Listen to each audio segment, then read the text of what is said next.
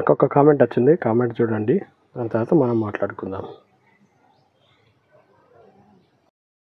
అయితే మంచి మంచి వీడియోలు చేయడానికి ప్రయత్నం చేస్తా, అవి మన అందరికీ ఉపయోగపడతాయి, గుర్తుంచుకోండి. కంపల్సరీ లైక్ చేయండి, షేర్ చేయండి, సబ్స్క్రైబ్ చేయండి. అడుగుతున్నారు చాలామంది, చూస్తున్నారు కానీ ఎవ్వరు సబ్స్క్రైబ్ చేయట్లేదు. చేయండి అబ్బా, కొద్దిగా ఏముంది, పోయేది ఏముంది. ఒక సబ్స్క్రైబ్ చేశారు అనుకో, నెక్స్ట్ వీడియో మీకు ఏంటంటే నేను వీడియో పెట్టగానే మీకు నోటిఫికేషన్ వస్తుంది.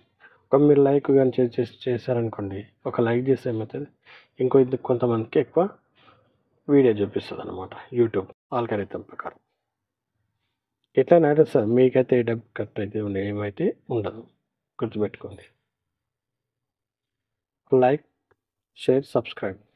నాతో దోస్తులు ఎట్టారు, మంచిగా నేనైతే మంచిగా ఉన్నా, మీరు కూడా మంచిగా ఉన్నారని అనుకుంటున్నా. మంచిగా ఉండాలి కూడా అందరం. అయితే విషయం ఏంటంటే ఇప్పుడు వచ్చేసి కామెంట్ చూస్తారు కదా, ఈ కామెంట్ గురించి మాట్లాడదాం అనమాట. చాలామంది ఏంటంటే మనము ఒకసారి కొన్నిసార్లు మనం రండి కొన్ని వెళ్దాం తీసుకుందాం అని చెప్పి చాలామందిని అడిగినప్పుడు ఎవరైతే రారు, కాకపోతే తెచ్చినాక అన్నీ రికార్డ్స్ అయిపోయినాక అన్నీ అయిపోయినాక ఇంటికి వచ్చాక ఆటో వచ్చాక వస్తారు వాళ్ళు.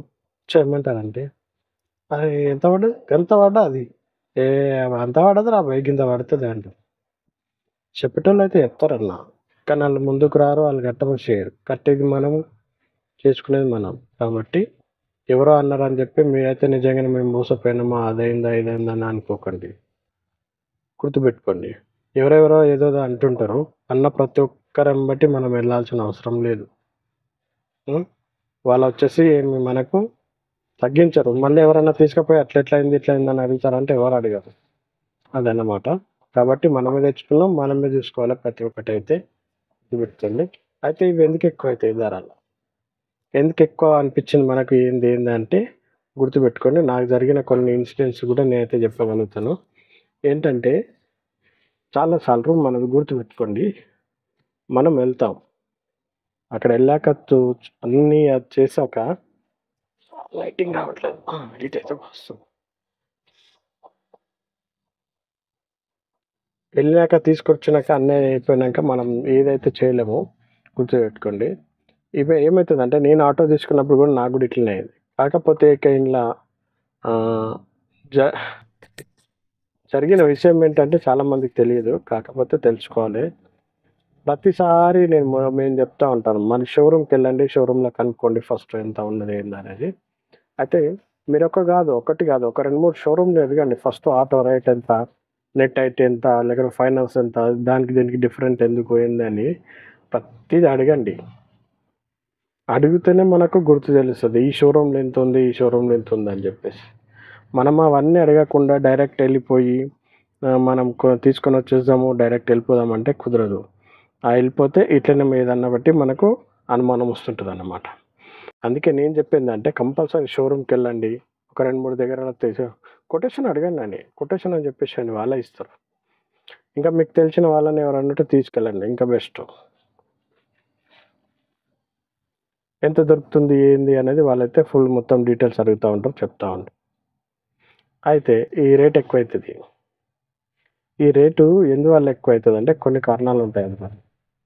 మనం ఆటో తీసుకుంటాం, ఆటో వెళ్ళడానికి వెళ్ళినప్పుడు దాని ఏమంటారు, మనకు చాలా విషయాలు తెలియవు, లోపల జరిగే విషయాలు అయితే మనకు చాలా విషయాలు జరిగాయి. కాకపోతే మనం ఇన్సూరెన్స్ ఉంటుంది, ఇన్సూరెన్స్ ఎంత అని కూడా అడగవచ్చు. దానివల్ల ఒక 2-3 వేలు కూడా మనకు తగ్గుతాయి.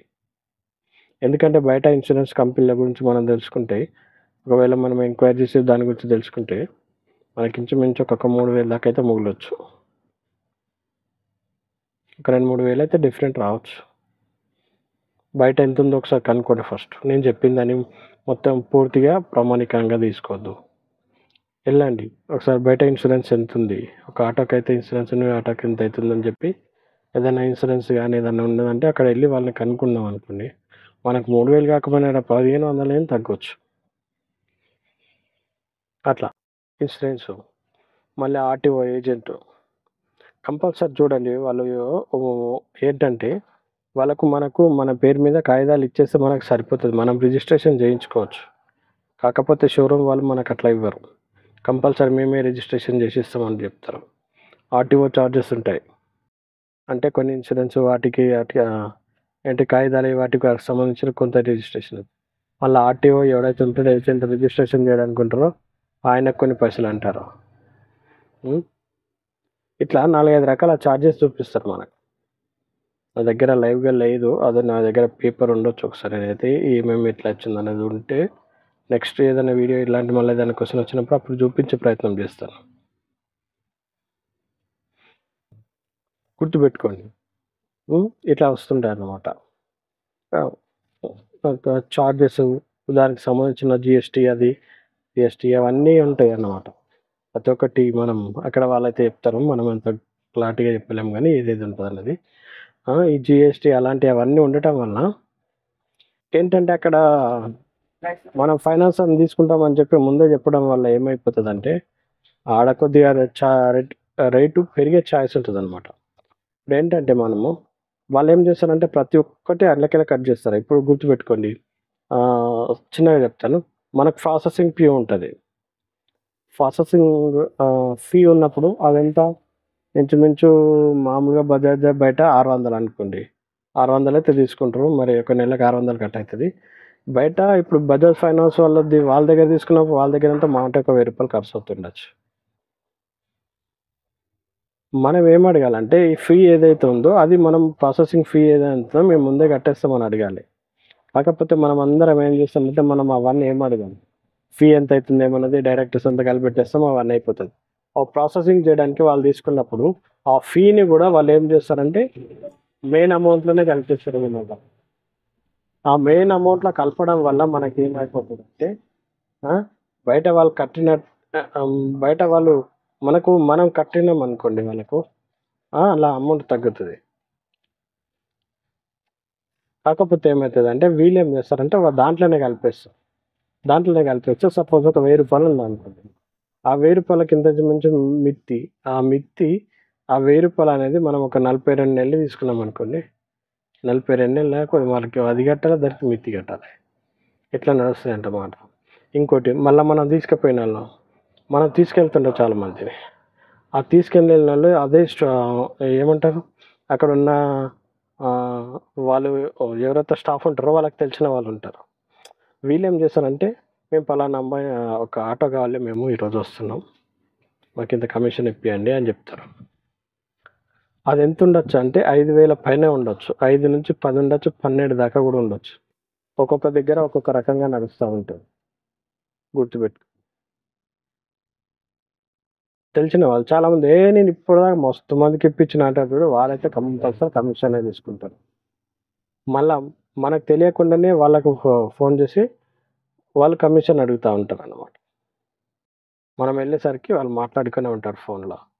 ఇట్లా కమిషన్ ఏజెంట్స్ అయితే ఇట్లా నడుస్తూ ఉంటారు వాళ్ళకు. అందులో కంపల్సరీ ఉంటారు వాళ్ళు మనం వద్దన్నా కూడా కానీ షూరిటీ పెడతారు. నేనే పెడితే తీరా నాకు ఉంది కానీ పెడితే అంటారు. గుర్తుపెట్టుకొని కొందరేమో మన వాళ్ళు పక్క పంట వాళ్ళని యాడ్ పెడతారులే అంకేం కాదు, అలా వాళ్ళు ఉన్నారు, వాళ్ళు పెడతారు అంటారు. ఈ మధ్య అందరు తప్పించుకొని తిరుగుతారు. కమిషన్ అయితే తీసుకుంటారు కానీ షూరిటీలు పెట్టడానికి ముందు రావట్లేదు కొద్దిగా కొందరు, అందరు కాదు. ఇట్లా ఈ మధ్య ఈ కమిషన్ వ్యాపారం అనేది కూడా చాలా ముందుకు నడుస్తూ ఉంది ఇట్లా అయితే. సో దానివల్ల మనకేందైతే ఈ అమౌంట్ అయితే పెరగకపోవచ్చు, అమౌంట్ని బరాబరా డివైడ్ చేస్తారు కానీ ఏదైతే వడ్డీ రేట్ ఉందో వడ్డీ రేటును మాత్రం పెంచేస్తారు.